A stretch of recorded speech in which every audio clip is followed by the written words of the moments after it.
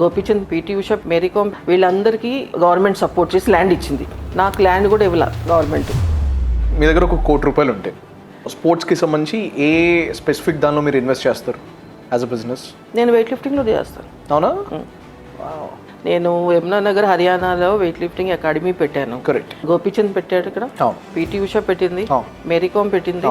వీళ్ళందరికీ government support చేసి land ఇచ్చింది. ప్రాపర్ పాస్ వాళ్ళు చేశారు. నాకు ల్యాండ్ కూడా ఇవ్వాల గవర్నమెంట్. నేనే ల్యాండ్ కొని ఇక్కడ నాకు జూబ్లీ హిల్స్లో ప్లాట్ ఉండేదన్నమాట, అది అమ్మి నేను అక్కడ 2 ఎకరాలు స్థలం కొని అక్కడ నేను వెయిట్ లిఫ్టింగ్ని పెట్టాను. World class weight lifting academy అది ఇండియాలో అసలు ఎక్కడ లేదు. ఈవెన్ సాయి సెంటర్స్ కూడా లేవు అంత బాగా.